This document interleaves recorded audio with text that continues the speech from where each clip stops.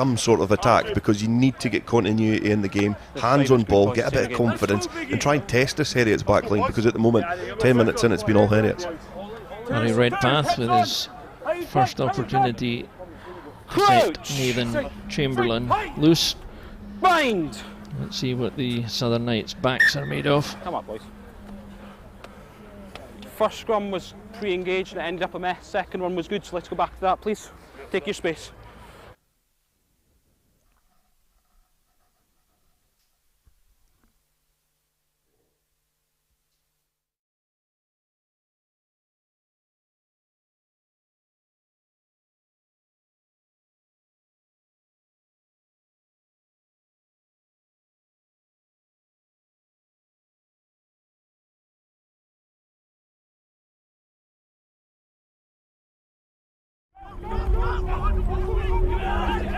And here they come, the Knights, with their first real break, and the flag on the touch line just below us. Yeah, Foul play. We'll come back to that because the referee is allowing the advantage to be played. Redpath, Chamberlain, beginning to string the passes together. Isaac Brace goes to ground, but the referee is going to take us all the way back. Perfect. Yeah. Winger, high tackle. High tackle. There, just our first look at number 11, Billy Wara, just wandering across the screen there. A phenomenal athlete, isn't he? Yeah, he's a handful on a rugby field, and that was the first time we'd seen Knights being able to get the ball wide into these wider channels, and if you give him that 15-metre channel to work where they can work magic, and I think Paddy Anderson, who was the player who did take the ball into contact, he almost was able to just get the space to put him into, but better intent from Southern Knights, and they get themselves in a really attractive attacking position. In receiver, yeah. The captain to deliver.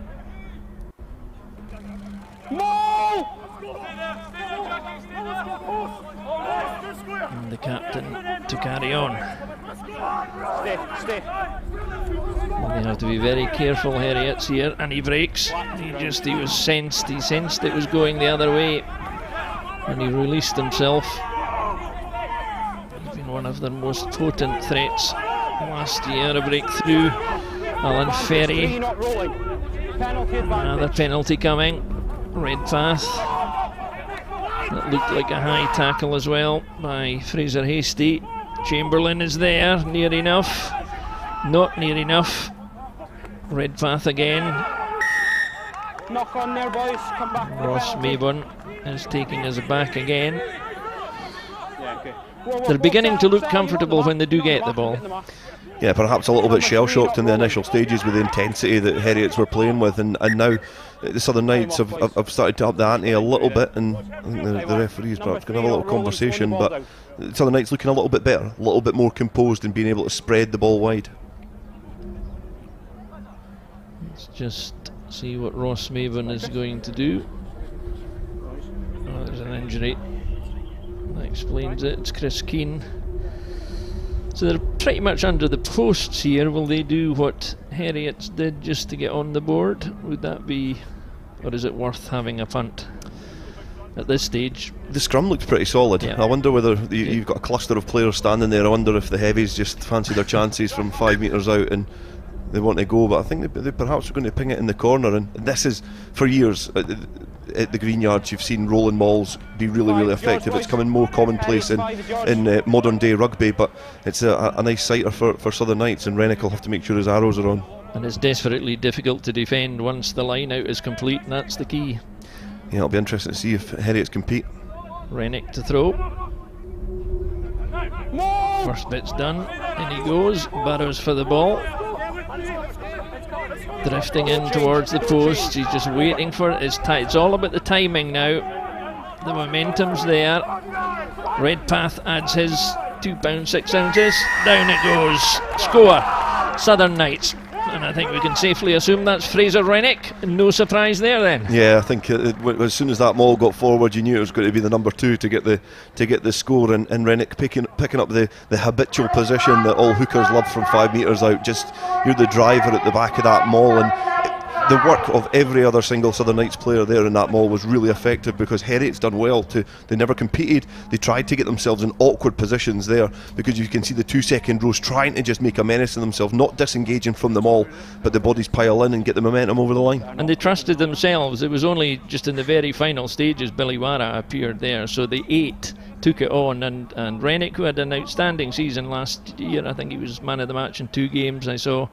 He's key to the whole thing, isn't he? Yeah, he's a really important player. Him and Anderson, they've got 2 great hookers at the Southern Knights, really competitive individuals. They're both co-captains as well this year, so when they interchange, you've still got that continuity of leadership. So it's you know, for a team that haven't been playing well for about 13 minutes, they're back in it.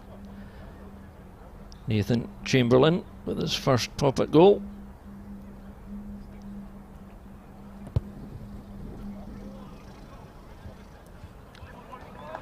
That's a commentator's curse, I think. No, I think that is evident of how windy it is at Goldenacre, because we did see a Meyer side earlier on, a Watsonian kick from Baggett, it drifted did the same thing. Did exactly the same thing. Exactly the same thing. Perhaps not being able to judge the wind there, and just have another look.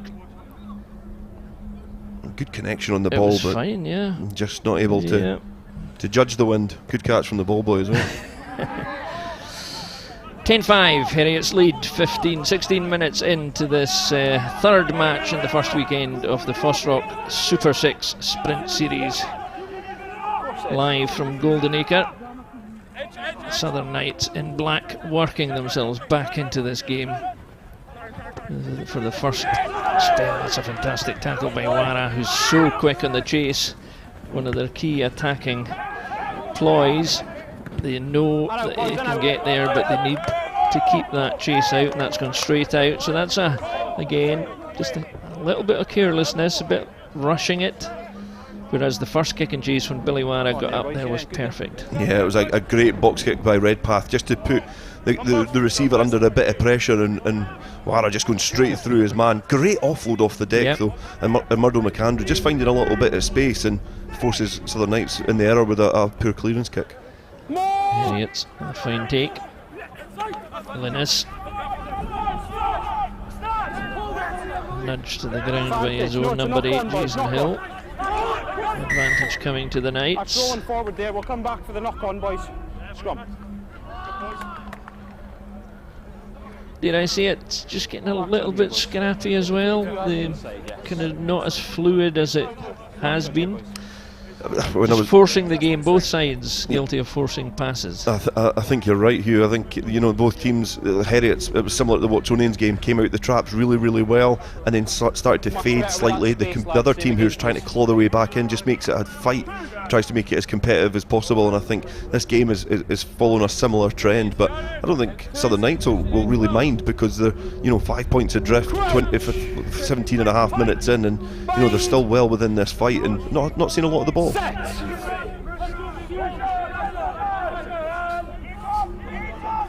Redpath waits.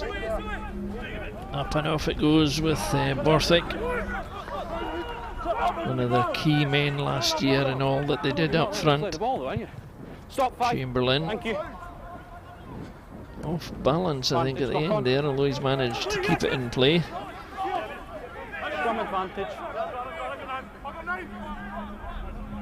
Back to Heriot's. Hasty to ground. McAndrew. And the short pop pass to Ewan MacLennan. We haven't seen much of him yet. Another key figure last year for the Knights. Knock on. Play advantage. Knock on. Knock on. Some of the passes just not going to hand at the moment. Yeah, I think you did say before it's getting pretty scrappy, and you can see the defensive effort from the Southern Knights. They're really pushing out from deep inside their own 22, and the pressure, their high line, their quick line off defence is putting Heriot's under a lot of pressure, which forces these errors. But again, it'll be something which I think the Southern Knights will be pretty happy with. Just a little bit stop-start. 19 minutes on the clock. Heriot's leading by 10 points to 5. Bruce Houston with the early penalty, and then Jack Mann with the try. Just 4 minutes after that on the 8th minute. And then Rennick responding for the Knights to keep them very much in the game, although they're not dominating territory as they would want, and they don't have the same level of possession they would want, but they have kept themselves in the game, which is encouraging. We're over here, we're just going to wait on the centre, boys. I think the battle up front as well, we've not seen much of it in this opening 20 minutes in terms of the scrum, or, you know, we have seen one maul. We've not seen a lot of the ball in play, to be fair. We alluded to in the beginning of the game how important the back row are going to be, and I think, you know, we're going to see that in the next hour of this fixture, but at the moment it's been pretty attritional between both sides. It's been a bit stop-start and, you know, error-strewn, but they certainly, both teams growing slowly but surely into this game. Crouch! Sink! Height! Bind! Set! McAndrew.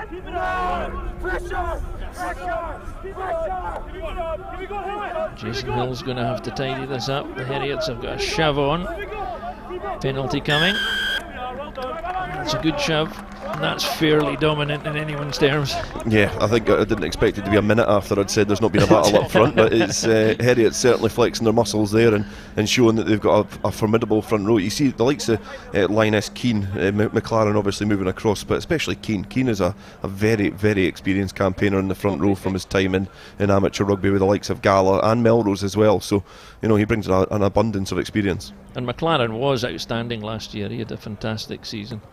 Yeah, and I think, you know, going into a different environment as well will be great for his development, because, you know, you're not going back into familiar circumstances. You're going somewhere else to test yourself again, you know, meet different people, learn different methods and work with different coaches. So, you know, MacLennan, I'm sure he'll just go on from strength to strength, and certainly showing it there. Great chance now for Heriots again.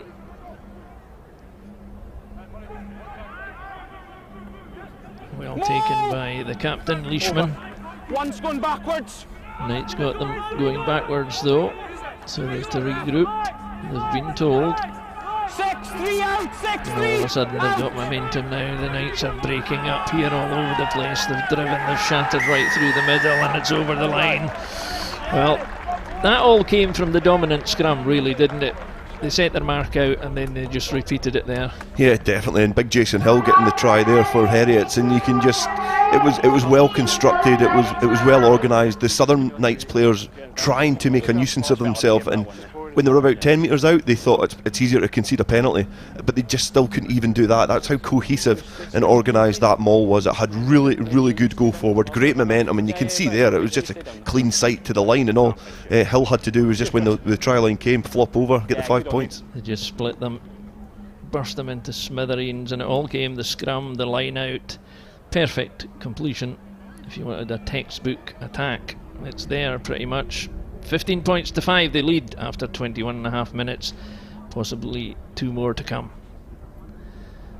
We'll be a bit more careful with the wind with his kicking now, I would imagine. Bruce Houston. Good lads, cheers.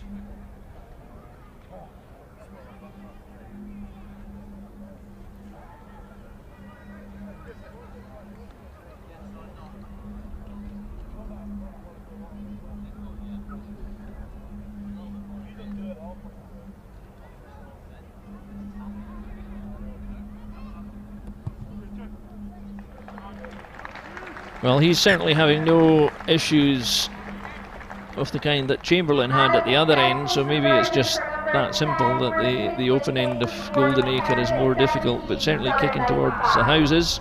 That's a well struck shot.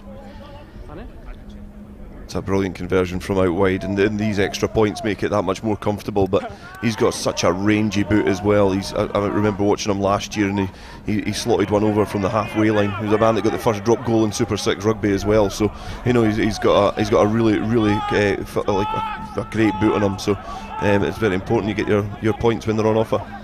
As I recall, the first drop goal took quite a chunk of the season before it arrived, but there you go. Here we go, Billy Wara. One hand. Treating the ball just like it's an Easter egg. Reminds me of Nakarawa at his best when he takes the ball in. Chamberlain, though, has sensed the gap here. Sidestep again. Cuts inside. And out it goes. There are men here. The little nudge through. Who's quickest? Well, it's number 9, Murdo McAndrew, who got over to cover. read what was happening. Backwards, it's wet. Might have been a fumble there, but it went backwards according to Ross Mayburn.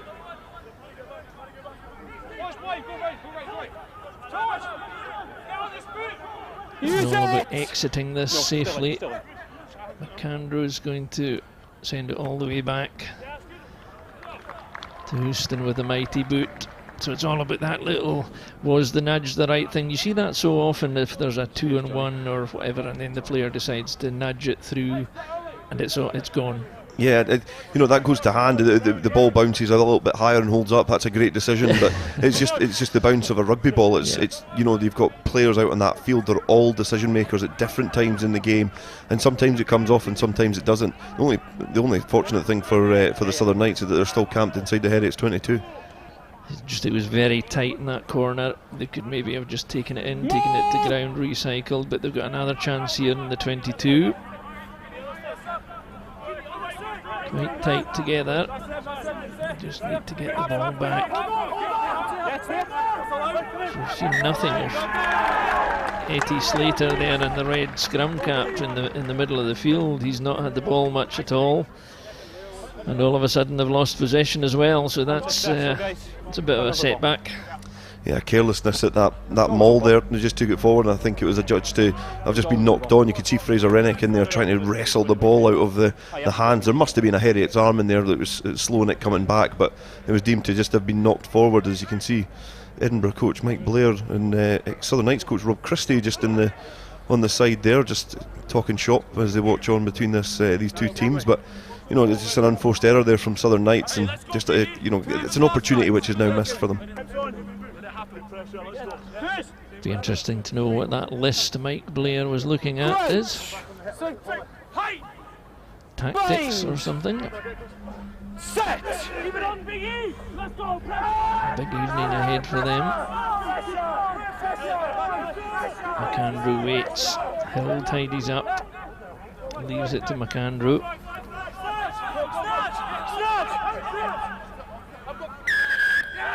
And they've conceded a penalty. Good pressure on the ground. Nice, Willie. He's getting right in the side and taking the jack off. From the side? Yeah, from the side. From the side. Great explanation from Ross Mayburn as well. He's very clear and calm when he's explaining, but you can see when they take the ball forward, you can see Jason Hill just coming in from the side. Yeah. It's the most obvious side entry that I think you'll ever see, because he swung around the player. So it's it just invites a little bit more pressure back onto them. It didn't stop him asking. No, I know. You always want a bit of clarity on these decisions, don't you? But it has been a feature of the weekend. Excellent refereeing last night down at Ayr, and then Holly Davidson yesterday. Earlier today. Matches have flowed.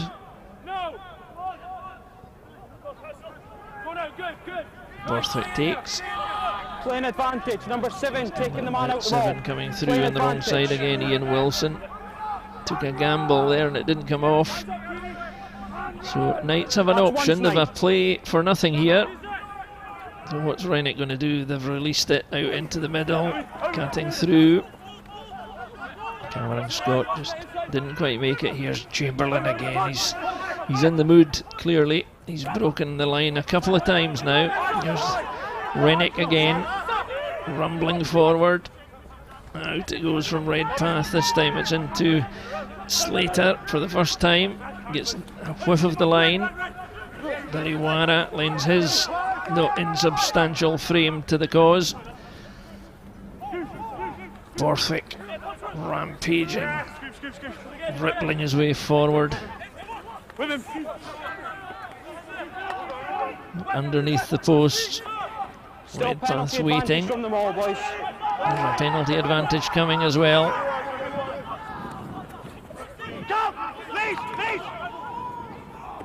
Directly underneath the post, the ball is out. The ball is over, and the grounding, I think the referee has deemed the grounding to be good, and I think it's Cameron Scott has got over the line. They were patient, they had their chance, but they didn't flounce that one. Yeah, they didn't even roll the dice that much with the free ball. They had it from the penalty, but they were very pragmatic in the way that they went about it. And the footwork from Scott there, just bouncing off his right foot, going back into the left, picking that gap as the drift defence is coming across for Heriot. It just wrong foots them and it creates the space. Sometimes players get the ball and they get asked to do too much work, and that was one of them.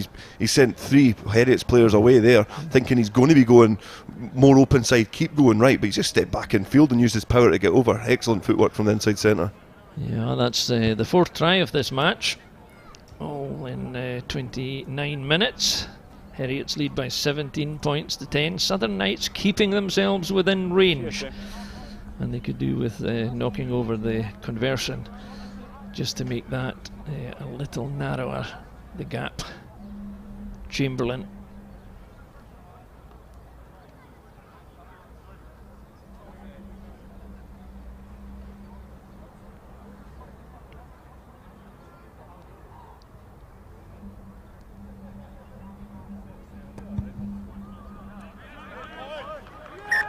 Yeah, took a lot more time, I think, this time. Settled himself down nicely, but he's looked in the mood. A couple of line breaks there, he's moving his lines, and you get the feeling that at some point he's going to release the backs.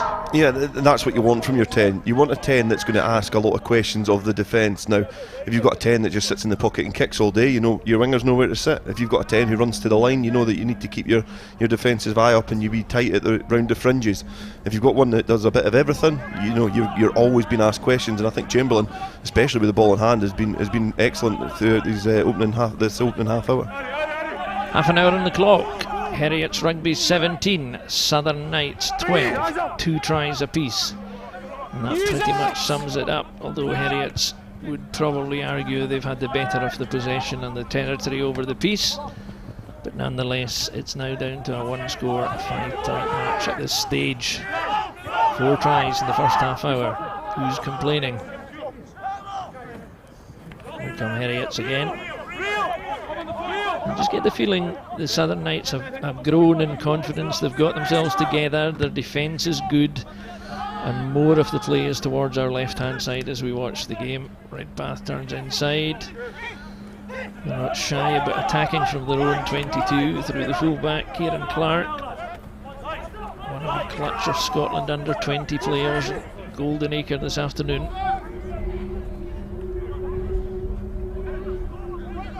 Use it! Redpath goes high.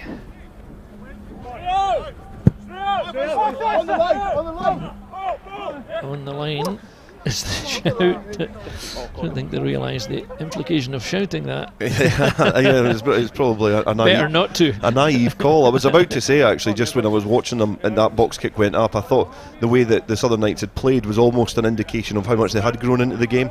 But just a couple of millimetres and that ball stays in play. But they looked a little bit more assured and a little bit more comfortable, because most of the teams, I don't think there'll be a team under more pressure than the Southern Knights because of the whole facelift that the team's had. So there'll be a lot of questions in the players' minds. So they'll be more encouraged than anything else at this stage, I would have thought, to be within 5 points or 5 points between themselves and Heriots. Having got to grips with the game after a fairly shaky first 10 minutes, it has to be said. God's mark. His trademark captain step inside.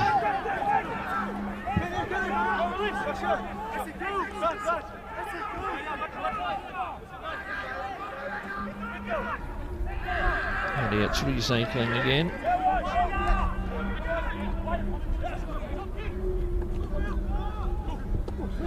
It's a better pass over the top, a nice little move, almost threw it out, but decided against it. It always came out the back door. Hill this time.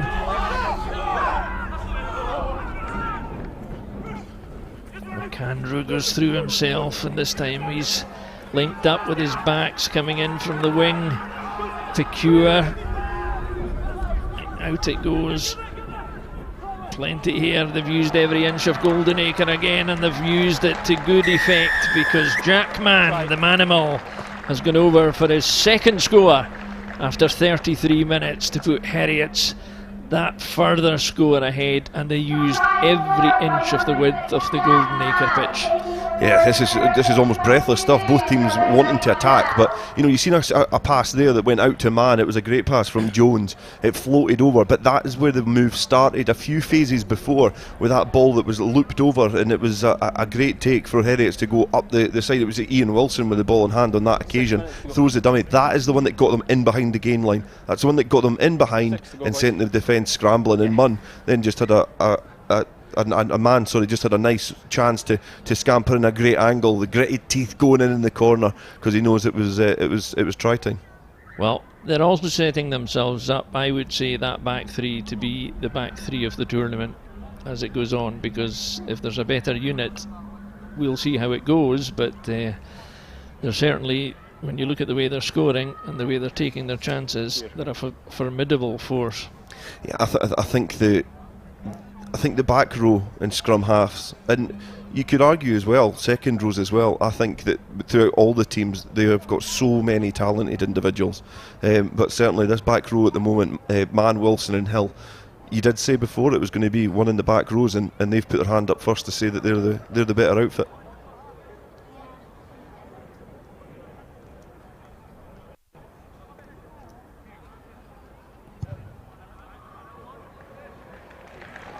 Well, he seems to like that little spot over on the far side, because he's curled that one in beautifully again, Bruce Houston.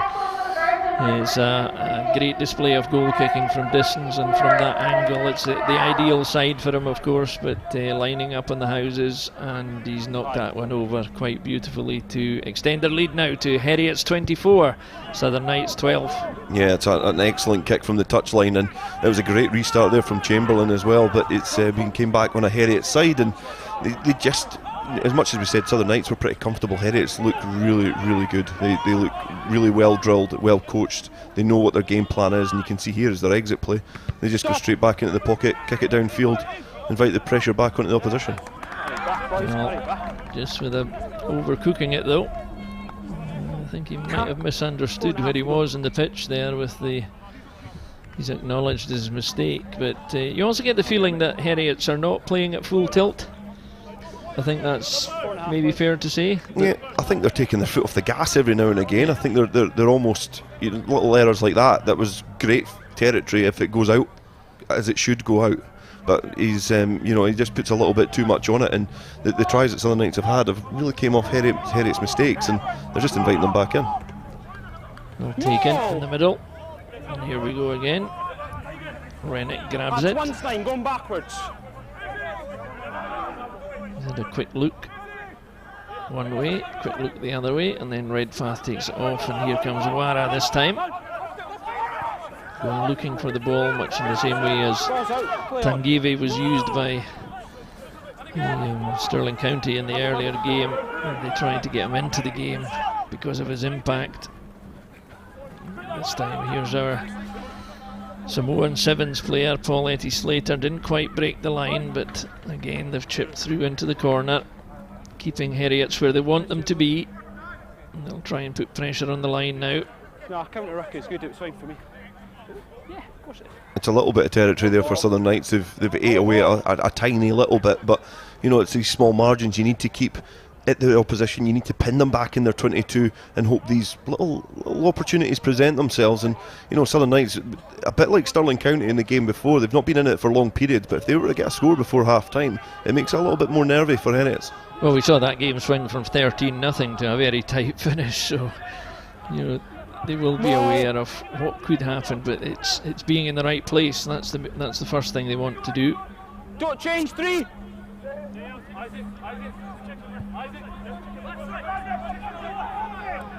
McAndrew, I don't think he saw it was quite there, but he takes responsibility for getting rid of it.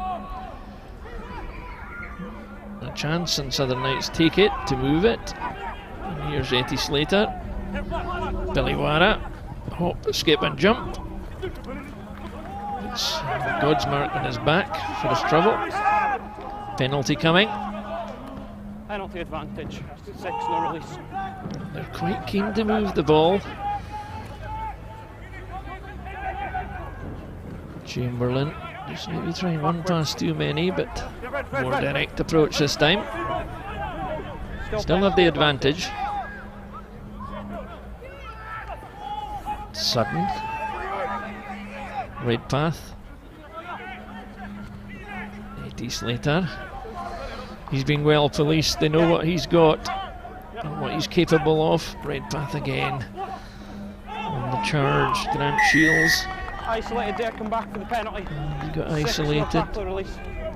He's going to go back. He's got fair play to the referee, having given them the chance. He's giving the advantage in the middle.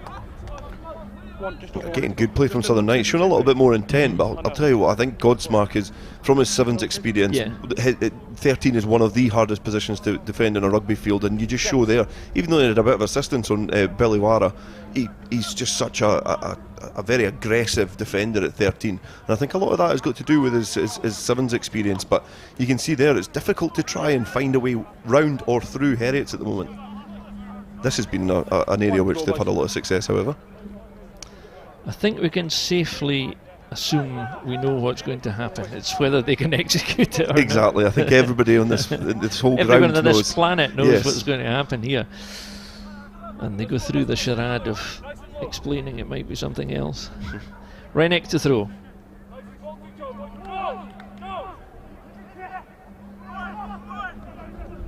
Well taken. In he goes. They drift inwards again. It's pretty much a set play. That's ones, guys. They've been told once here he goes. He has that sixth sense of when to release it to Borthwick, and just inches off the line. Inches off the line, and they're held up this time, I think. And of course that has implications. If you're held up, they go under the posts, and there are still seconds left. Well, not in the referee's clock, because Ross Maben has decided that is it, and that's close but no cigar. Yeah, I think that could come back to bite the Southern Knights. That could have been a really, really important try. That would have made it at least 24-17 and made it a one-score game. But it was unlucky for Rory Knott. It looked like he had enough momentum to get over. The Heriots cavalry did arrive, but the Southern Knights just couldn't get in there quick enough. But 12 points between these two teams, it still sets up for a really intriguing second half. And you can't really say Heriots did well to defend that, for sure. They did what they had to do, but you can't say they can do that all the time, because it's such a difficult thing to defend, but they cracked it in that specific occasion. Yeah, I think the teams work really, really hard on attacking and defending mauls, and I think you could see there that, you know, they did well to defend it. On two occasions they've been defending that driving maul, and they've actually pushed the Southern Knights guys back, and that's why Rennick had to work quickly off the back of the maul to just scamper down the left and try and release Borthwick, where the phase of play did start from, but just a little bit too short on that occasion, and I think Southern Knights have left that try out in the field. So there's 24-12, there's 12 points in it, but it's a half that's had pretty much everything, though. There's been some good attacking play, there's been mistakes for sure, we knew they would come anyway, but what's been the kind of highlight for you? That, I mean, they've more or less balanced. It's 3 tries to 2, but they've cancelled each other out in a lot of respects. I think similar to the game before as well. I think the attacking intent, the quality of the play, but I think more so in this game than the what's only in Stirling County game, that they're wanting to play a lot more rugby. These two teams have got the ball through the hands. I think that try from Jack Mann's first one, where he managed just to rush through the line, I thought that was excellent, and that is that's the standard of what we've been seeing here. And some of the kicking particularly from Heriot's, from Houston's been excellent. He's knocked them over. Okay, there was a sitter right in the middle, but these kicks from out far side, excellent. 9 points. He's almost the reason of the difference between the two sides, because he's accurate with his kick. Chamberlain's left one out there, a relatively easy kick, but if you got a 10 that puts you in the right positions and off the tee is accurate as well, then you can pile on the points. But the Southern Knights have established this out of their textbook play is the way.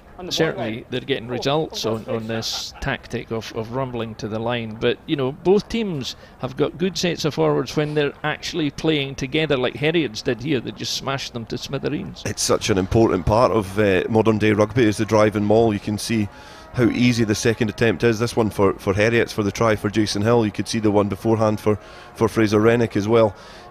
it's a difficult thing to defend if it's done effectively, and you could see that towards the end of the first half with the way that Heriot started to defend. But it just sets up good platforms, get more points. Houston gets another shot at the sticks and puts it over. And this was so close, but how do you stop it?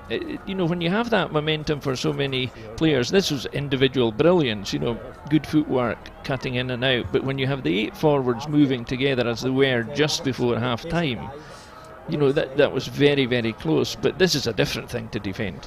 Yeah, it sucks the players in though. You know, the players get a bit nervous because it's getting closer and closer to your line. The defence starts creeping, but you know, the bounce off there from Cameron Scott, just to go off his right foot, bounce back in field, set the defensive line adrift. He could pick the holes, and it was a great try from then. And obviously Chamberlain got the extras. And there's been some great finishing from the tries from the Heriot's back row. You know, I don't know what Ian Wilson thinks. He's managed not to get in amongst there. It's 2-1, but he's not yet managed to join the club.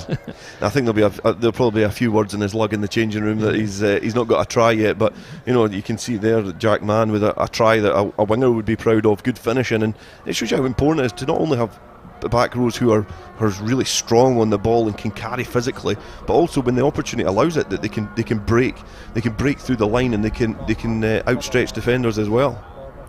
Well, there we have it. Thank you very much, Dale. 24-12, the Heriot Rugby lead against the Southern Knights at Goldenacre, and we're going to take a break at half-time because we're going to have a look at one of the key reasons the Super 6 series has been set up is to provide this bridging gap between the amateur game, the semi-professional game, and the elite level of Scottish rugby. And already a number of players have managed to use that as a pathway to go from their club careers straight through to the international representation playing for Scotland. One of these players, and we're going to hear how he's done it and how he's approached it, is Edinburgh's Jamie Hodgson.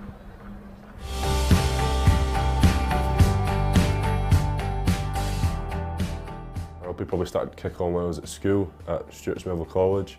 Played 2 years of first 15 there, absolutely loved it. I then went and played a season with Stumel FP Club in Nat 1, which was great fun. I really enjoyed it, really good bunch of boys. And then from there I went to go and play at Watsonians in the Premiership, which then became the Super 6, and Watsonians was lucky enough to become one of the clubs to be involved in the Super 6. So I joined up with Ferg Pringle and his coaching staff there. And loved, I think, 2 seasons there and had a really great time. I think it's a really great environment for young, like, developing players to go into. They've got a lot of great coaches through Ferg, Sneds, and all the background staff there as well, and great working with guys like Jono, who's just really passionate about the club and passionate about what he does. So I think it's a great environment, but then there's the professional side as well that comes in the Super 6, where you know the guys have got full S&C programmes, they're training 2-3 times a week, and when you go into the games in the weekend, you're ready for that because of the training schedule that's in place. I think there definitely was a step up in terms of, like you know, the guys are training 3-4 times a week. They've got gym programmes now, so everyone there is physically in the same sort of category, and they're ready to play a faster and more physical game. So I think that side of things is definitely there. And then when it comes to the detail sides in terms of set piece and moves and strikes and everything like that, there's all that because you've got more time to do it. There's more analysis in the game. The coaches, there's full-time coaches that are there to spend time in developing you. It was definitely massive in my development. Must have been one of the line-out meetings with JD, which said that I would start and call against Tonga, which was mind-blowing, and I was really nervous but excited at the same time. And I had a couple of chats with Gregor as well, which was nice because he just relaxed me in terms of saying, listen, you're here for a reason, do what you do and go out and enjoy it and enjoy the experience and soak it all up. So, and then obviously you get loads of support from the boys that have been there before, saying enjoy the experience, you know, listen to the crowd when you get off the bus and things like that. So yeah, it was a really special day, and to have all my family and friends there made it even better.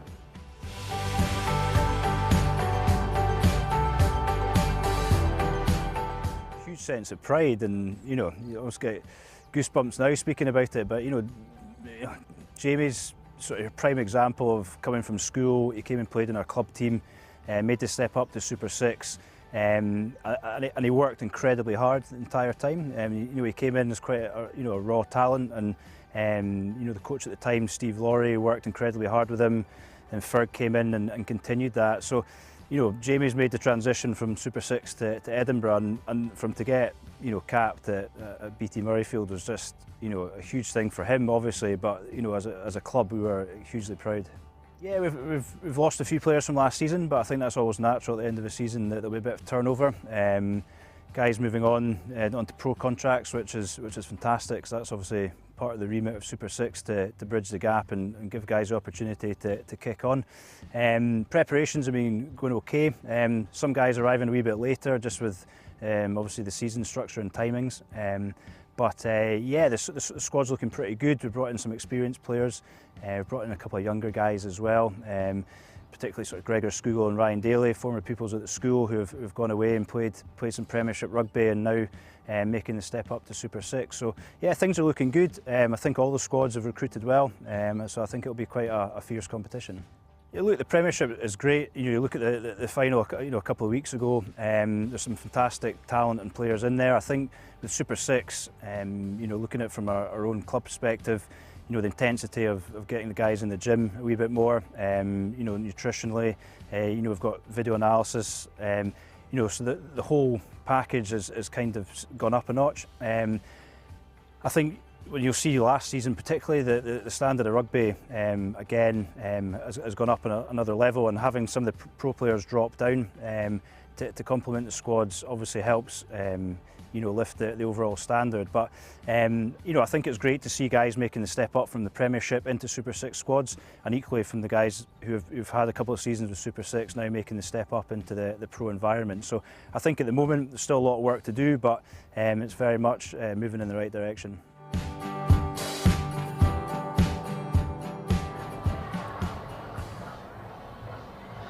The fascinating story and progression of Jamie Hodgson to full international status, where he's been joined with players like Roddy Darge, Ross Thompson, Marshall Sykes, Dale Clancy. That's what it's all about, isn't it? Providing these guys like that with this stepping stone, raising their performance, and we're seeing some players here today who are perfectly capable of emulating that. Totally. I've had quite strong opinions on how good I think the Super 6 is over the last few years, and it's almost one of the missing pieces in the puzzle for Scottish rugby. And the players that are currently competing in this competition have high ambitions, and they're in nurturing environments with high quality coaches, looked after well, and it is a stepping stone. And you can see the reason why it's there. It's in my eyes, it's breathed a bit of life into the club game, and it's allowed the semi-professionals and the people who have really high aspirations of wanting to be a rugby player. It's given them a platform, it's given them a pathway, and that's what it's all about. And my own impression of commentating on matches last season, from the beginning of the full competition last season, was that the games got better all the time. Individual performances improved for sure, but the game as a whole, the team efforts were becoming much more like what you want. Yeah, I've said it before, the partnerships developed and the people get an understanding of how they operate, but we're also blessed with the fact that it's played in summer, so it's always a good advantage of the fact that the conditions are created for great running rugby. But it does take a bit of time for teams to gel and to find their feet, especially when you start to see the lie of the land in terms of where the league table is, what are you fighting for, what you're not fighting for. So it's these little incentives as well help your performance and increase it by 5-10%. So you need to win your games in front of you, and hopefully everything else lines up after that. And we should see even more progress in this FOSROC Super 6 Sprint Series as we get underway in the second half at Goldenacre in Edinburgh. Heriot Rugby lead Southern Knights by 24 points to 12. Southern Knights in black, playing from left to right. 3 tries to 2 in the favour of the Heriot's back row. I'm sure they would have been claiming that at half time. 2 tries to Jack Mann and 1 to Jason Hill. And Southern Knights have played themselves into the game. They've held on. They've not pressed the panic button. Their skipper Rennick has crossed the line. They were really unlucky. And you said, Dale, at half-time they may come to regret not having converted a chance where they had a sniff of the line just before the whistle.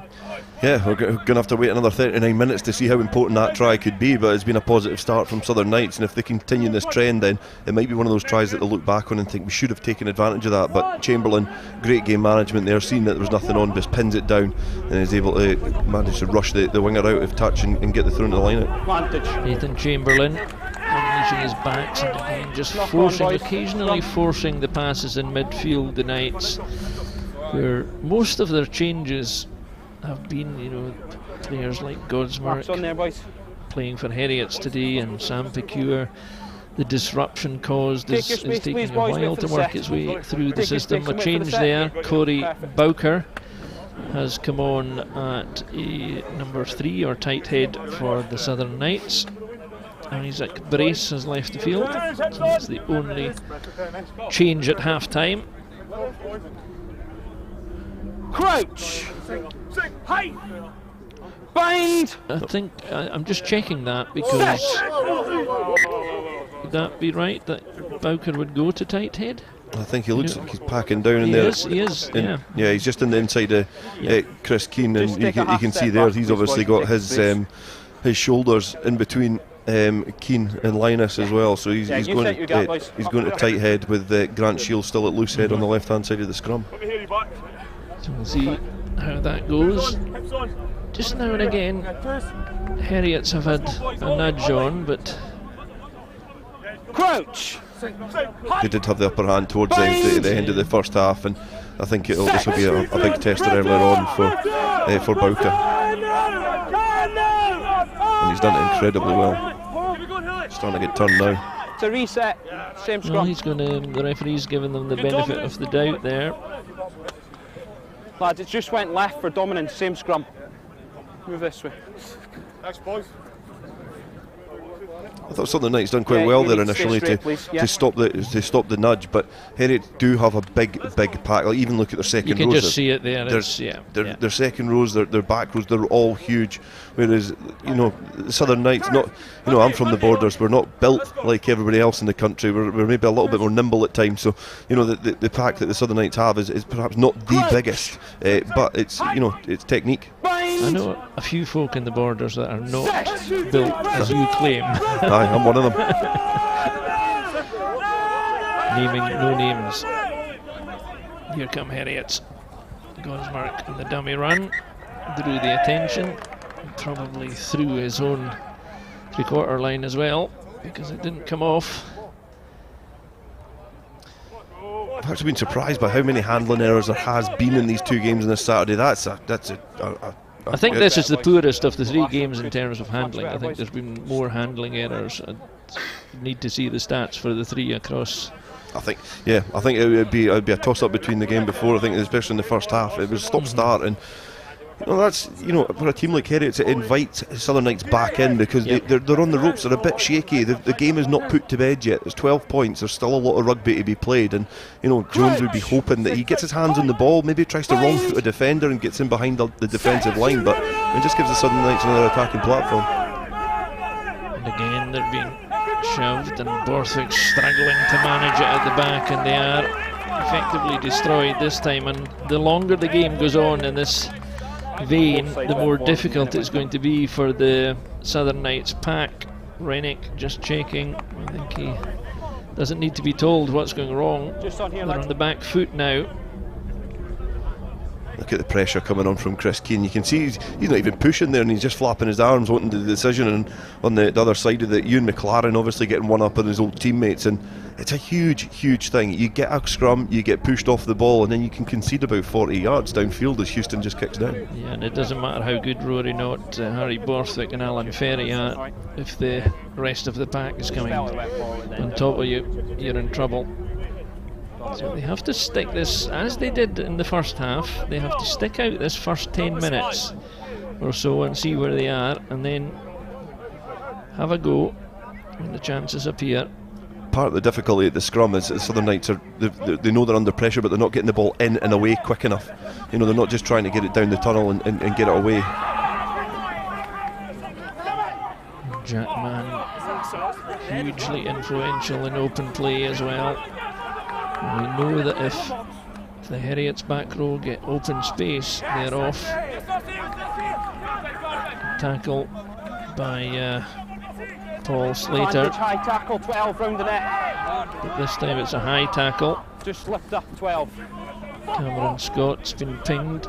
Just slipped up, Come but back, boys. nothing further. High tackle. Number 12 slipped up. High tackle. High tackle, small man. It's a contentious area. It's a difficult area in terms of coaching technique and everything else, but it's all about the timing and the safety now, isn't it? Time off, please. Yeah, definitely. I think it's something that World Rugby have tried really hard, and I think Scottish Rugby as well. You know, I know a lot of players in the club game that get really well managed at their clubs, and they've got head injuries, and the clubs really, you know, safety is a priority, and that's from the players, the coaches, and also the referees to officiate it. And I think, you know, always going back to the referees, I genuinely cannot praise the standard of refereeing at the top level of Scottish Rugby high enough. I think they've done tremendous work, and they're always excellent at making sure that they stop play when it's needed. I think the knock there, actually, having seen it back, it wasn't so much the high tackle that did what I can only call damage, but the Borthwick's knee as he followed through as part of his tackle, I think caught him on the chin or thereabouts. Yeah, all unintentional against his ex-teammate, obviously. How was he to know? Exactly. So a chance to get some points on the board, which is always a good thing just after the interval. And let's see how he copes with the other end of the field, Houston.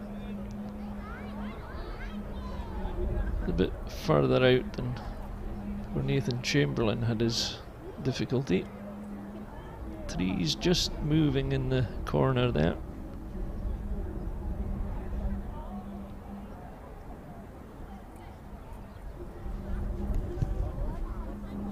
Good contact, good delivery, and good result. Perfect outcome for Houston, who's been kicking impeccably this afternoon. And he's added another 3 points to take it to 27 to Heriot's, 12 to the Southern Knights. That was a good strike. Lots of fight in that ball. Yeah, I think it could be a hurricane at Goldenacre, and I think he would still be able to split the kindling, because his target and his accuracy off the tee has been impeccable this afternoon. It's been really it builds confidence as well in your team when you know your fly half can stick over. That was effectively on the wrong side for him as well. He had to cope with the wind and everything else. Aerial route this time. Borthwick waits. Slapped in hope more than anything else, but Southern Knights have it. Bursting through for the first time. They're number 7. They've made good ground this time. They're on a rumble. They go left. Chamberlain's nailed though. And again, he's been forced into the mistake. Time off, boys. Just take a second. I think All right. possibly 2 head knocks in one there. The referee's across it, but that was a good move, good territory, good gain. Yeah. Knock on. Good contact, and get good for Southern Knights to get that point where the game started to open up. The good flat back from Borthwick, which meant that the game was disrupted. All the defensive line was disjointed, and they tried to just truck it up, draw on the defender and offload Rennick, and not linking up well. But when it did get across to Chamberlain, he just the defence got across and swarmed that area, which meant there was no space for him to work in. He took a heavy contact there as well, and they'll be hoping he can stay on, because I think he's going to be important to their cause. He's a very controlled 10, takes it to the line, mixes his game up well, and they'll be hoping that he can come through this alright. And it's the quality of the ball he's getting. He's having to play under pressure most of the time, which means he can't get the type of ball to Wara, Slater, Scott and Anderson that they need to get this rhythm, the running game that they're looking for. Yeah, the forwards are not being able to really assert themselves on this game and get any real dominance, which means your 9 is getting ball away quickly from the breakdown, which means everybody's getting a bit flat. You can see, I know the camera angle's probably accenting this, but you can see the difference in the backs from that shot when they were standing, just getting ready to go down. So it's going to be a tough gig for the Southern Knights for the rest of the afternoon. Yeah, lads, every scrum we're having to reset before the engagement because somebody's complaining about the space. Yeah. Whoa. Get This is the finger of blame, I think they call it, isn't it? Something like that. Oh, I loved that from Linus there. It's these two. It's no me, it's them.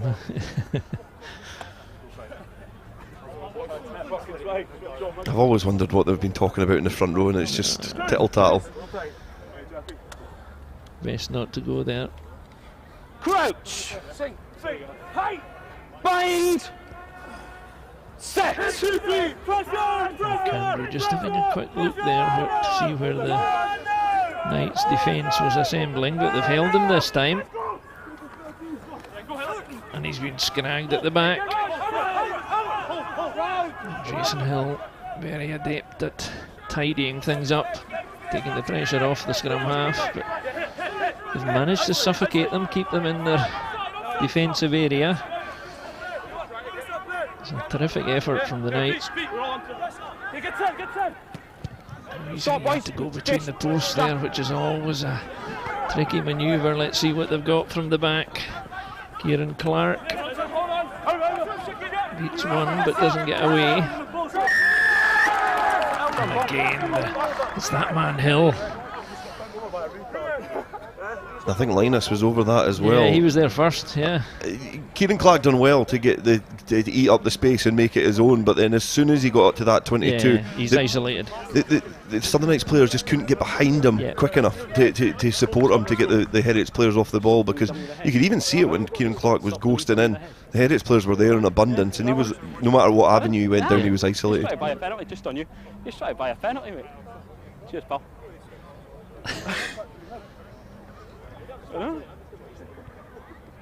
There's some entertainment going on there between Murdo McAndrew, the scrum half, and the referee Ross Maven. But all in good spirits. Perfect. Johnny, alright? Yeah. Just got some subs coming on, boys. Yeah, you're good there, mate. Here we go, the subs are, the cavalry's arriving.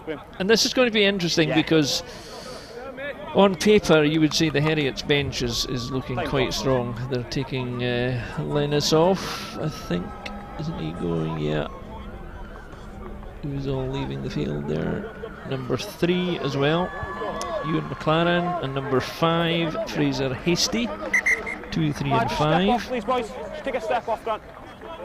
Just take a step That's off, a considerable chunk of expertise and ballast, if I can put it that way. I think the forward replacements that Heriot's have, I would almost argue that they've got one of the strongest forward squads in Super 6. Likes of Sadak and Cammy Fenton and Struan Sesford. That's a brilliant bench to bring off. Yeah, these boys have been around. That's once. No. Coming on, they haven't even got an hour on the clock. Offside. Number 9 again, offside. The lineout's not over. He can't come in. Knights disrupting. Number 9 offside. The common Lineout's good. not over. Offside. He can't come in. Lineout's not over. Because lineout's not over, the 9 can't join. He hadn't allowed him to come in, so that's exuberance from McAndrew there, cost them. It was very clear from Maben as well. He was screaming at him don't do it. 5 seconds before he went for it, and he just ushered towards that maul to try and get the ball away. But Ross Maben very clear, and it gives Southern Knights some territory. Yeah. He's line then. So the big fella in the middle 9, there 14, 15, with boys. the blue cap is Sadak. 3 caps for Poland. You're on the line, boys. Training to be a primary school teacher, apparently. Just hold him, Johnny. Here come the Knights reinforcements. Number 21, Ben Afshar, Edinburgh Accies scrum half. All good, Willie? 15 going off, Kieran Clark. 11 going off, Billy Wara. Didn't see much of Billy Wara today, didn't get the ball enough, I think. I just think it shows that Southern Knights have been under a bit of pressure again here, losing the ball in the line out. If they're not getting that platform, they've got it back, but if they're not getting that platform, their best players can't excel. I just wonder what would have happened. Was he playing in the middle? He might have got more of the ball, but then it's all done now. Let's see what the changes make of it. Here's Chamberlain. little jip through, and the bounce of the ball is kind this time to the Southern Knights, and they have accelerated away with James Cooper for the first time. They got the break of the ball. We maybe criticised them a bit in the first half for a nudge through, but this time it was absolutely perfect. You could almost feel it rising up into his chest. Great manoeuvre. Yeah, I just seen Cammy Scott with the ball on his foot, and it just bounced so kindly to Patrick Anderson and just gets it and plucks it out of this. It was the perfect height, perfect bounce, and it was a good option from Cameron Scott. We'd said before that he was, we said before that it was maybe the wrong option to kick, but he's just turned the winger brilliantly there. A bit of mix-up because the two defending players and the jubilation with Patrick Anderson, he gets over for a score, and it makes it that much closer now. It brings Southern Knights back in within relative touching distance. My apologies to Anderson for miscalling him as James Cooper. Looked at the wrong number 14 there. But it was wonderful the way he took it, just clutched it down, picked it out of the air. Chance for 2 more for Chamberlain. Easier end to kick, we think, this time.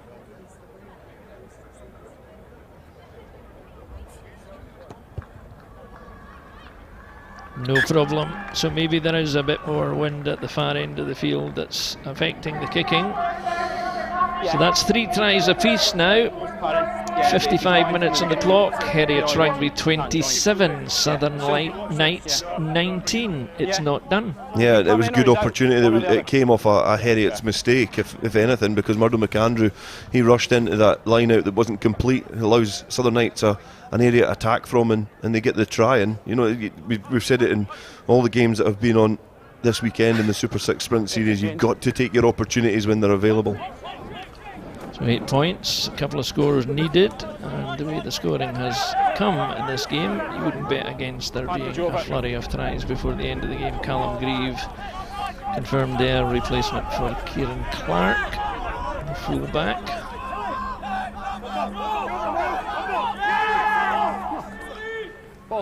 Lots of shouting and bawling for penalties. Ross Maven, coolest man in the park so far. McAndrew takes his time. Bit static, Heriots. Just stay there, Grant. Stay there. Stay there.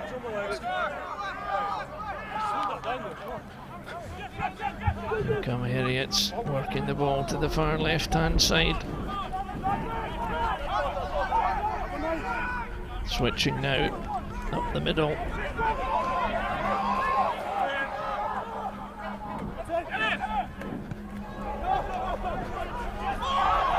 Bursting through the middle. McAndrew's going to come back this way. It's slow though coming back. Here's the back row interfering again. This time it's gone all the way. They have men over, but they've turned inside. McAndrew again. Tough tackling from the Knights are keeping them out though. It gets harder with every single tackle. Even if the replacements have come on to give them fresh energy, fresh legs.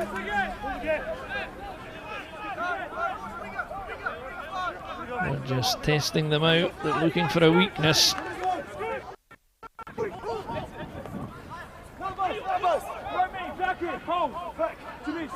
Under the post, McAndrew pops it up. 3 this time in the pod. Ball set back. Advantage. I think the Knights are claiming it, but it's a knock-on. Penalty advantage. Penalty advantage, in fact, to Heriots. Good tackle, Slater. McAndrew again, quick hands, and just over it. Well, it was a shot to nothing, I suppose. Feet 19. Terrific defence. 19. A really good defence, and all the replacements that have came on for the Southern Knights have had to work hard initially because they've been chucked into the fray and they're camped against their own line. So the likes of Russell Anderson, the replacement hooker, Wallace Nelson, Rudy Brown, they're all on. They've had to work really hard in these last couple of minutes since they've came onto the pitch.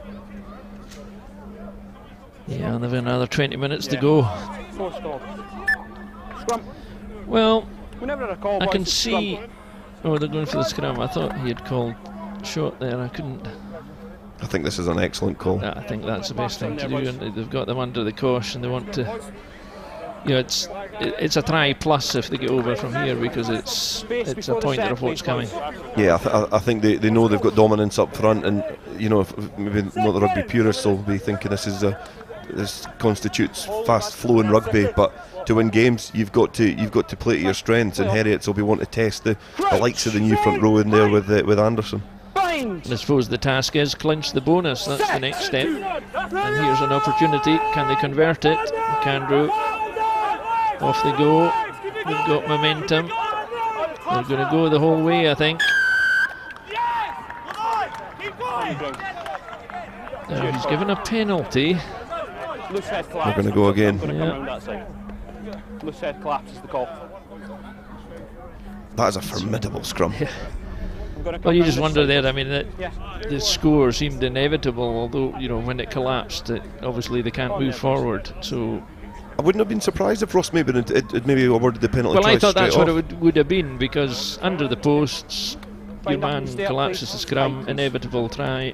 I think he's perhaps given the Southern Knights the benefit of the doubt here, but it's perhaps only going to delay the inevitable.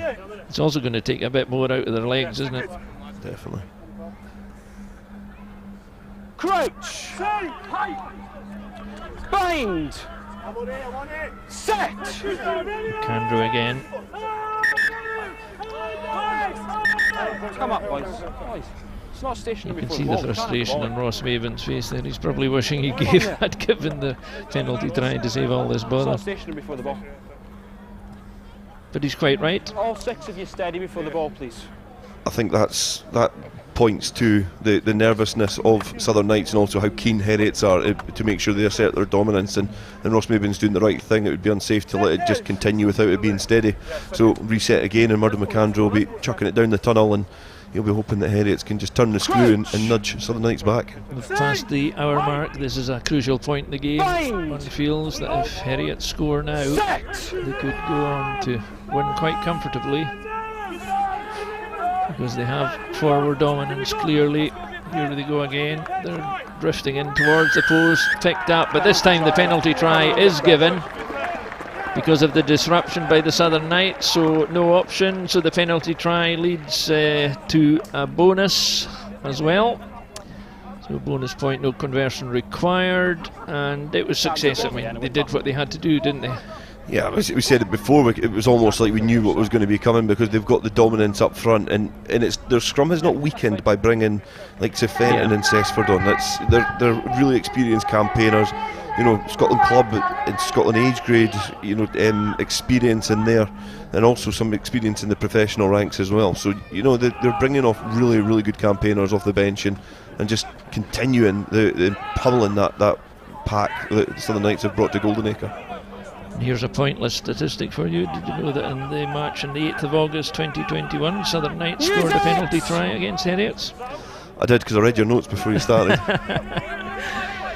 An hour passed. Heriots Rugby 34, Southern Knights 19, with a massive hill to climb now, because Heriots have clinched their bonus as well as everything else, and will want to establish something of a rhythm now towards the end of the game to emphasise their superiority. But the Southern Knights will not lie down.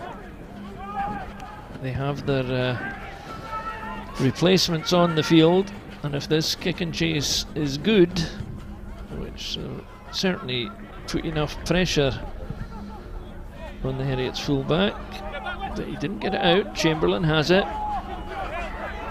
There's a bit of adventure for you. All the way to the line. It's the Southern Knights number 18, Bruce Riddle. What a fantastic finish. That's very, very similar to Heriot's finish earlier in the first half. Absolutely brilliant the way he took it. And again, Chamberlain saw that, but then it was this break up the middle by Callum Grieve, the wee offhand, And then the gallop for the line. There was nobody going to stop that. No, that was an excellent try. It was the offload was the brilliant part of that play. You can just see him find the gap and just pin the lugs back and go for it. And just the wee step. The awareness. I know that is not Bruce Riddle. It's a little shirt change there, but it's you could see just Keane is out as his knees hit the ground trying to get over. I wonder if that is Corey Bowker who got the score, because I think that is him from Tight Head. Yeah. Yes, that is Bowker. Bruce Riddle is the ex-Selkirk prop. He certainly doesn't have the nice afro haircut. Maybe the shirts don't fit. I've seen that happen, actually. Might get to the bottom of that eventually. Chamberlain with a chance for 2 more. Could they just keep themselves in this? Oh, he's hit the post and it's gone down. That was flatter. I don't think he made the same contact this time. But the ball, the trajectory was quite different. It went like a rocket, I have to say. And it just didn't quite have the height or the curve to get round the post. Anyway, 10-point difference. Heriot's 34, Southern Knights 24. Yeah, I think Chamberlain, he's missed a couple, but he's certainly, with ball in hand, he's perhaps helped drag Southern Knights into the game a little bit more, and that might be a bit unfair on their efforts, but I feel that he has ticked really well, and he's merged the forwards and the backs well together, and off the tee, if he can keep kicking over points, then he's going to be a great asset to the Southern Knights. Just confirmation of another change there. Chris Keane has left the field for Heriots, and Josh Scott has come on in his place. You alright, pal? You good? Line is yours, Grant. Yeah, perfect.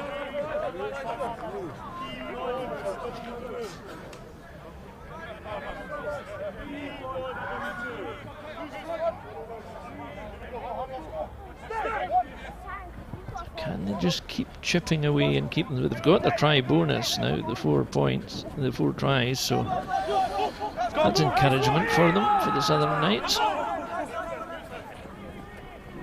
This is going to be a huge 15 minutes in terms of this game. I think whoever gets the next score is pretty much going to write what's going to happen in the rest of this fixture. Well, I thought that when Heriot's got the penalty try, I thought that was the signal that they were going to accelerate away, but no, it hasn't happened. One offside. Number 1 is the call, Grant. Yeah. I think we're just to get the feeling the Southern Knights players, they're just a little bit slower retreating and a bit heavier, leaden-legged looking boys, at please. the moment. Their legs will get that much heavier if Houston can pop this in the 22, because again we'll know what will come from that, but it's I think if Southern Knights are able to cut out their mistakes a little bit more, that they perhaps could build a little bit of momentum and continuity in the game, because at the moment they are conceding a lot of penalties, which is allowing Houston to try and get some yards. Well, he might have done better with that, but he was kicking from the middle of the field, so be comfortable 8 and 14, enough. boys, 8 and 14, subs. 8 and 14. 8 and 14. Time off, Graham. Yeah, time's off, just some subs. Coming on is 8, Jess. number 19, Jamie Campbell. Time on, boys. So 8 going off is Jason Hill.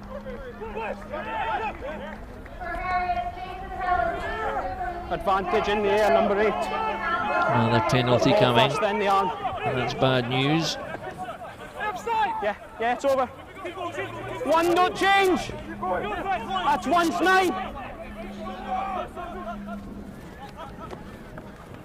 Breakthrough, Still half penalty break. advantage. Another penalty advantage coming as well.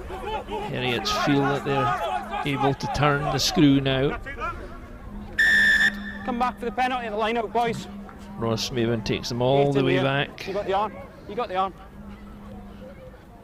Oh, tired bodies all of a sudden. 8 in the air. It's been played at a good pace, you have to say. I think the quality of the game has been excellent. I think that there's errors, but remember we've got 46 humans out there just want to chuck the ball about. They're going to make errors. They're going to drop the ball. They're going to make wrong decisions. But I think the quality of this game has been really good. There's been everything that you want. There's tries. There's forward grunt. There's been line breaks. There's been a little bit of everything. And I think no cards. No cards so far. You might have cursed that just now, but I think that from all the games, I think the more professional you get, the more professional they act, and semi-professional they know what they need to do. This is Bruce Riddle here with number 16 ready to come on, so they've just got that little bit more professionalism the way they go about their business. They don't want to win by battering their opponent, they want to show that they're a better rugby team. There's only one way for this to go, and that's nearer the corner, so he's done that bit of it. Front, sub. Yeah, sub. Yeah. Felt that went further, but you'd have to go on the 5 metre line anyway. Your marks on here, boys. Yeah, just hold him, Johnny. Get the subs on. Just waiting for more substitutions. That's the one you just explained. Yeah, this is his first competitive appearance in league action for the Southern Knights after a campaign with Celtic. That's one, boys.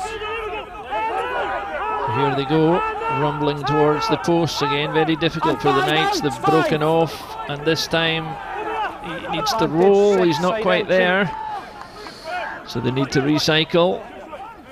So McAndrew waits. If he's not going to get it at that stage, it's number 16 who's gone over. Cammy Fenton has made it try number 5 for Heriot, and with that, Dale Clancy, I think that is pretty much it. They've sewn it up now, and you can't see the Knights do anything but try and limit the damage now.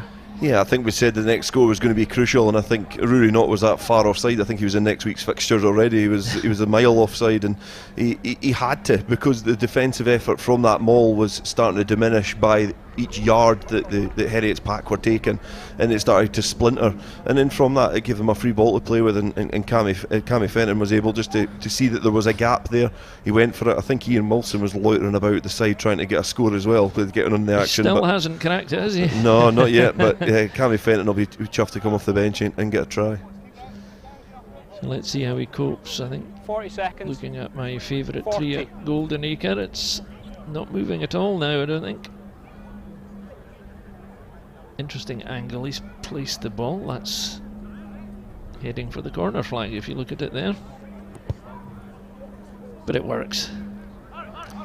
Another great kick from Houston. He's really accurate today in challenging conditions at times. You know, even in a game you can get your radar and think that you've cracked the wind, and then when you change ends, it's a little bit different down this other end. So he's had a good game off the tee. And plenty food for thought for you as you prepare to pick your player of the match, which I'll leave you to consider in due course, and you can come back to me in the last 10 minutes or so. We have to resolve that, but there's been some good performances. There's plenty to choose from. And what do you think Heriots will want to do now? Will they want to motor on to 50, or just try and develop their units and get their passing, get their rhythm together?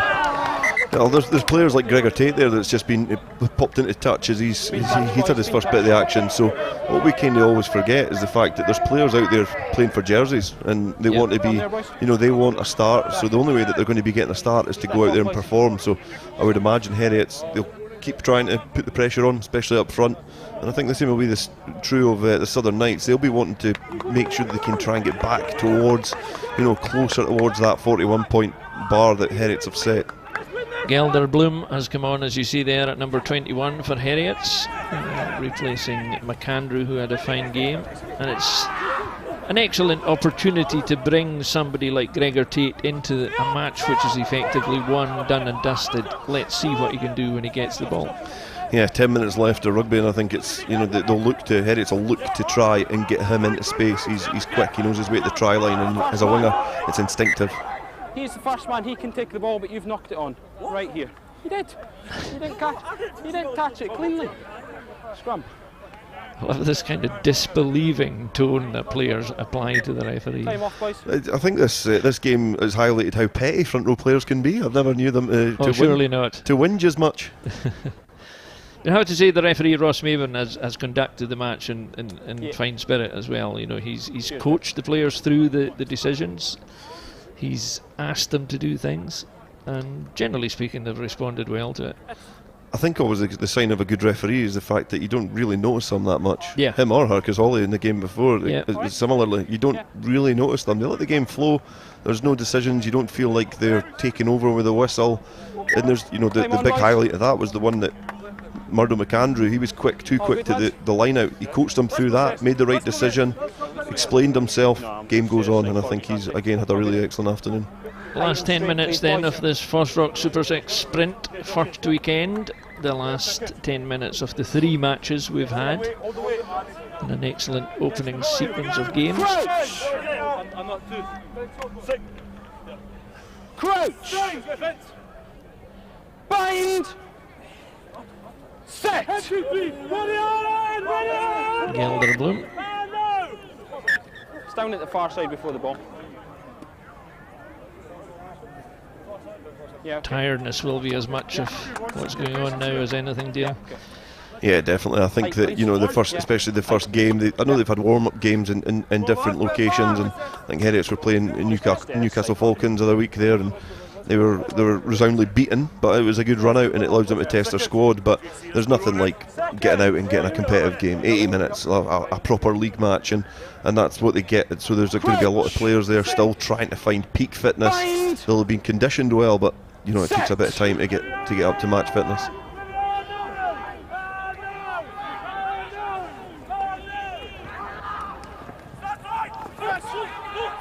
There we go.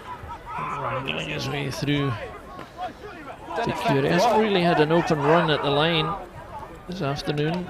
He's involved himself more in the second half. Here we are looking for Tate.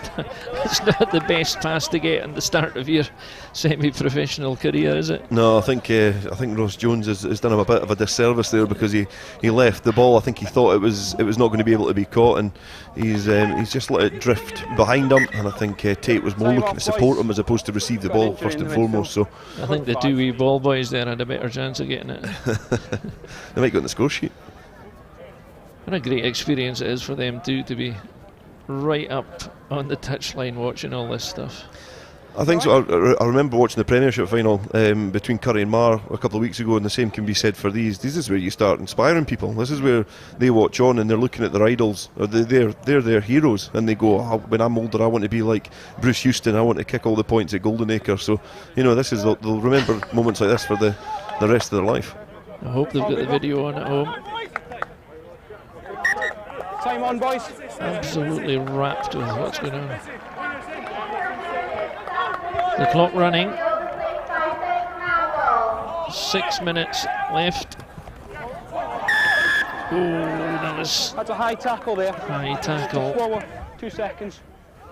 Russell, you've got an option. It's penalty here, or it's 110 metres on for the back's offside. Yeah. On the halfway, it's on the halfway. Just timing, I think, more than anything else. Bad timing. Yeah, it's a contact sport. Sometimes people are going to misjudge the height of a player's attacking movement or the way that he is. So it's just a timing issue there. No ill feeling yet again in this. Well, you can always tell from a tackle like that nobody said anything. You know, they just got up and got on with it. The referee had blown his whistle. There was no retribution, nothing. So everybody gets it when it's like that. It's part and parcel, and I know that everybody's got their job to play, the tackler, the attacker, and the referee, and everybody knows that it was there was no ill feeling, and we play on.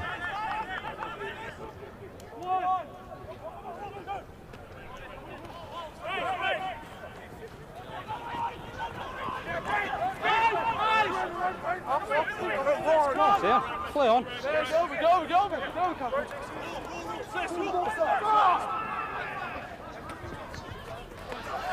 Knights giving it their all in the last 5 minutes. 19, not on a penalty. They deserve another score here. Full of commitment.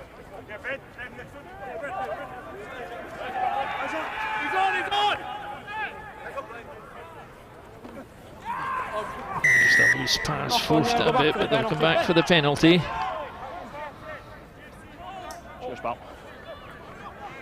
19 off feet. Just go.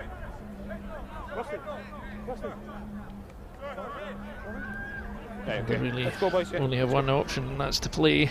No, let's go. Yeah. Interesting, he's coming all the way over to this side.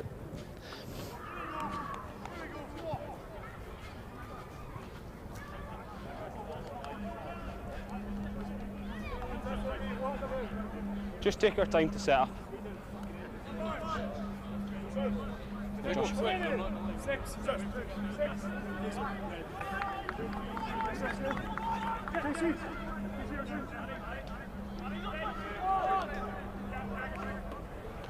Oh, robbed.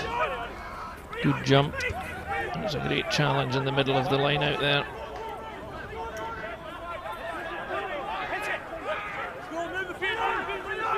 We need to execute this clearance and run the clock down. They'll be aware of where they are in terms of the clock. Yeah, it's out Been now. told to It's use out. it, and he's been It's out. scragged It's as out. well. It's out. Ball was out. Leave it there.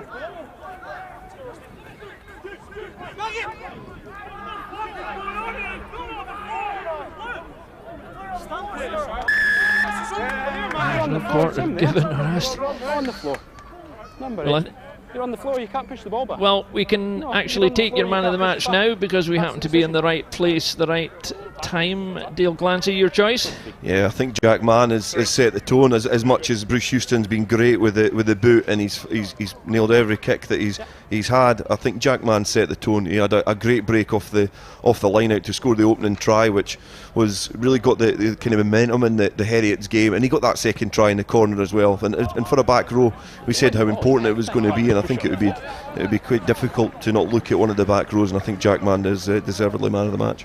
I agree. I think that's a very good choice. His work rate has been phenomenal. He's contributed enormously to the domination the Heriot's team has had in terms of territory and success at the breakdown.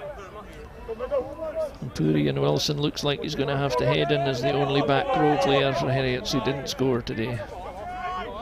I'm sure he'll get a few opportunities in the rest of this campaign. A very skillful back row, and he's let the other ones have the limelight.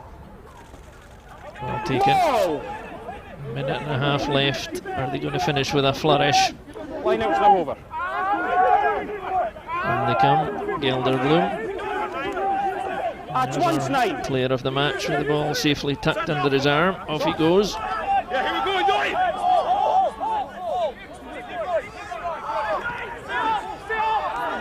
What you need him now, Dale, is to get a hat-trick to prove it really was your right choice.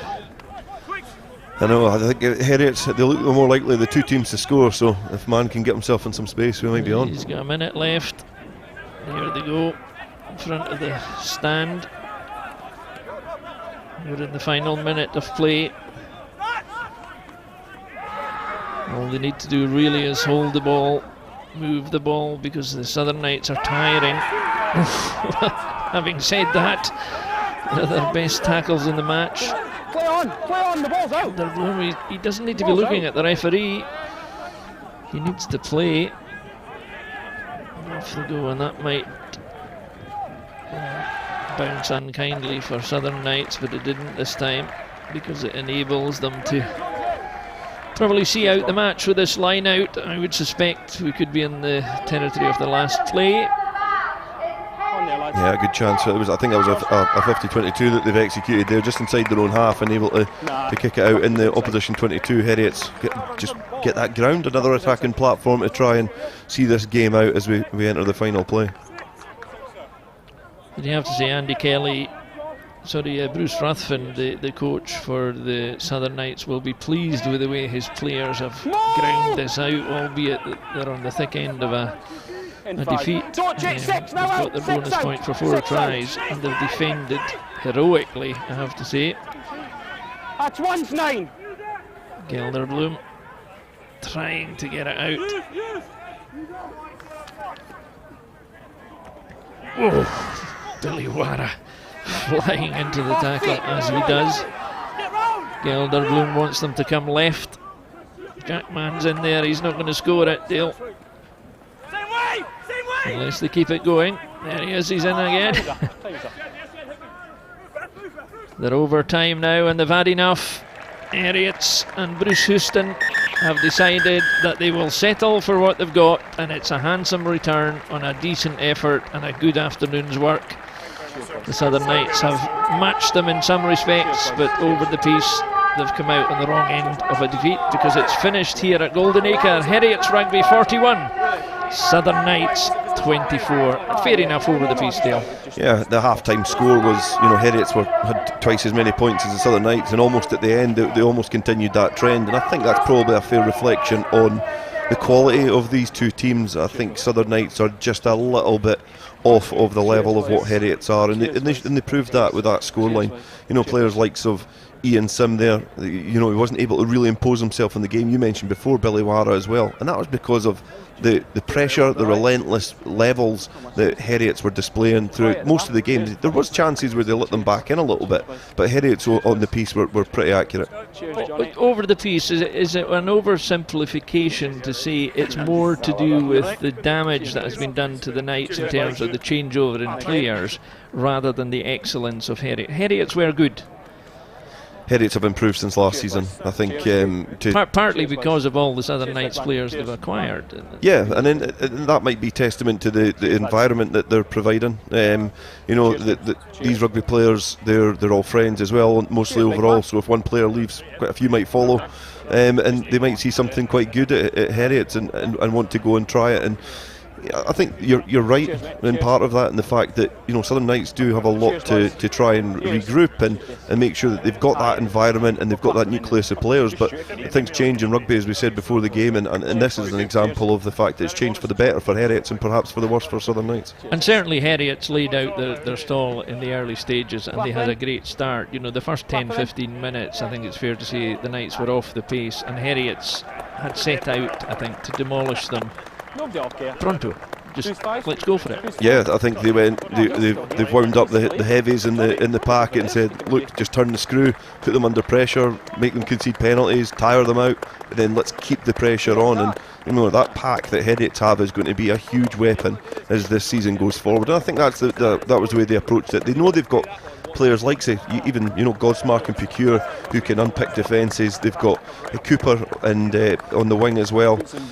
And Houston's a good kicker, they're not just a bunch of. They're not a one-trick pony. Yeah, they're not just a bunch of big lads that can rumble you up about the park, and they've got rugby players in there as well. But Heriots look a good outfit. So if you were going to play them next week, what would your game plan be? I mean, how do you combat what you saw there today? I mean, how would you set a team up to try and stop that?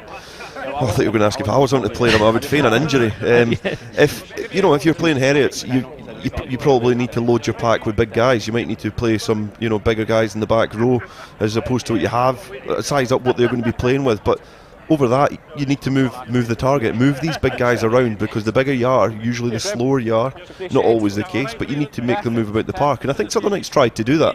They just weren't able to. I think they tried to move this big Heriots pack about the park, but the Heriots were able to put a lot of pressure on them defensively, which meant that it limited how much they were going to be covering the field, and it kept their big guys fresh. There were points in this game where the Southern Knights made them work very hard for what they got.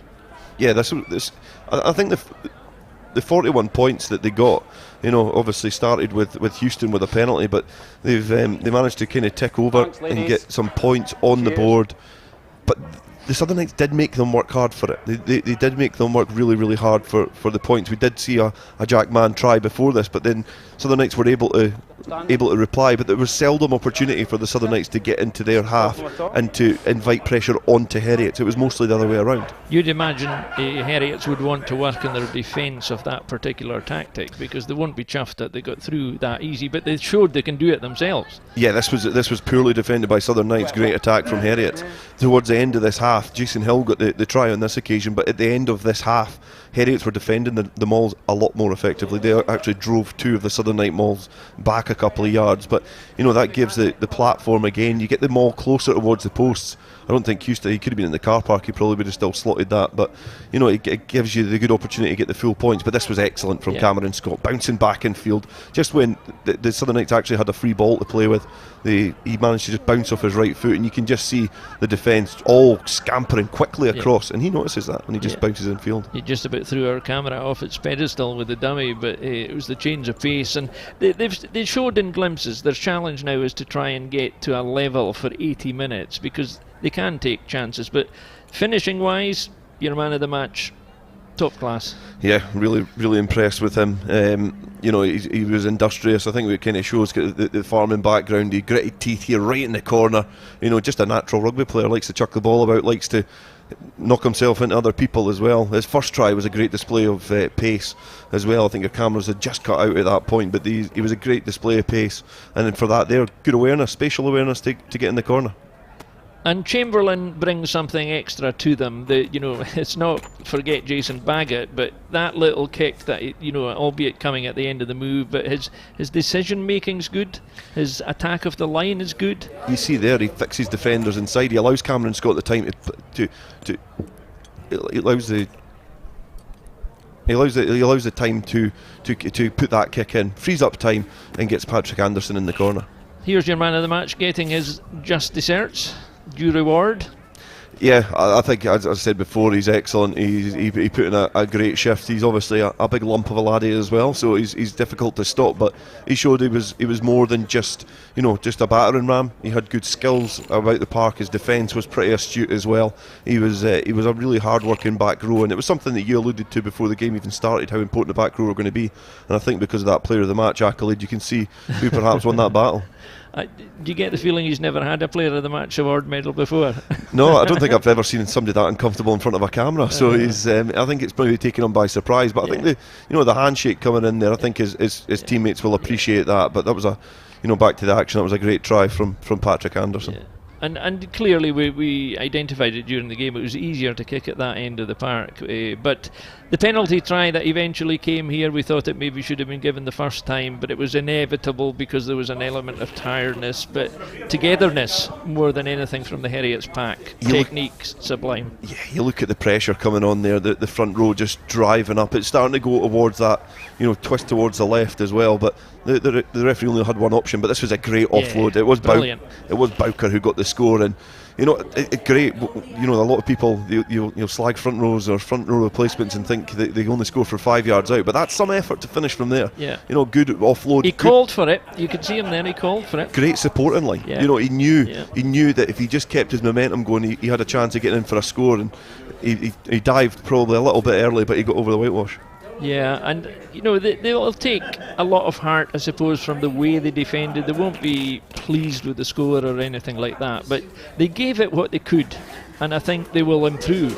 Clearly, Southern Knights will improve. They will be a better team for getting 80 minutes under their belt. Definitely. I think there was parts of the game that the game was perhaps away. They knew it was going to be difficult to find their way back into, but a 41-24 scoreline for Heriots, they'll be over the moon with that. So what do you make of the three results? No surprise maybe that the Ayrshire Bulls, last year's champions, won 24-17 last night. Watsonians 26-24, that was a last minute penalty, Baggett slotting the penalty, and then we've just watched this more comfortable win, although they had to grind it out. It's been a fantastic start the first weekend. That's been brilliant, and I think even just looking at that, looking at those scores, all the teams want to score points. So, and you can see the top two results really, really tight with the Ayrshire Bulls victory last night.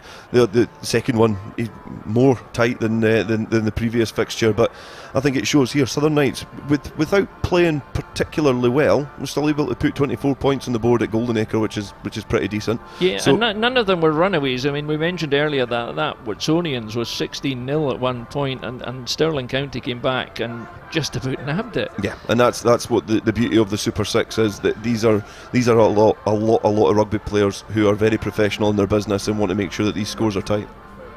So the sprint series is up and running. This is the table. Super 6 Sprint Series after weekend 1. This is the way it turns out with all the bonus points and everything built in. So Heriots will be pleased with that. You can't not be pleased. Ayrshire Bulls, fine. Everybody got something out of the weekend. Yeah, I think on the balance of it, it's always difficult to try and predict who's going to be the best team or who's going to be the heavy favourite, but I think Heriots will be pretty chuffed with their weekend's work. I think there was a lot of talk about this game in terms of the little battles within the war, and I think Heriots will be chuffed to be sitting on top of the pile after the first week, because it's a sprint. And if you're ahead of the tape at the end of the sprint, then you've put yourself in a good position to potentially beat the other rivals in the split. And there is the longer term view for the main competition, which comes up in August. These teams will play each other and then split into a final series of games, which will give us a winner at the end of the day. And interesting games next week. Boroughmuir Bears against Heriots, Southern Knights against Watsonians, and the Bulls are away to, it must be the Knights, no, Stirling County. That's what SC means in my notebook, Stirling County. So that completes the series of games, and they'll all be available on the usual channels with us. So your takeaway from the weekend then? It's just great to see it back. I think to see spectators back at these grounds and watching this semi-professional action, I think it's been a good weekend. There's been loads of tries. There's been a lot of top level quality rugby which has been played throughout. So it's it's going to be an interesting campaign. It's going to be interesting to see what the teams do. Do they all do they maybe hide their cards before the next campaign? Are they all wanting to win this? It's going to be quite an intriguing next couple of weeks with this sprint series. And that sums it up in one great shot there. All sorts of ages and types of people, the players still in their strip, they're all having a crack at the end of the game. That just about sums it up. Dale, thank you very much for your efforts, significant efforts this weekend, doing the 2 matches for us. Thank you very much for all you've contributed to it. Join us again next week if you've enjoyed the Super 6 Sprint Series first weekend. We'll be back, as we said, Boroughmuir Bears against Heriots, Southern Knights against Watsonians, Stirling County against the Bulls. That's all to come next week. So for now, have a good weekend.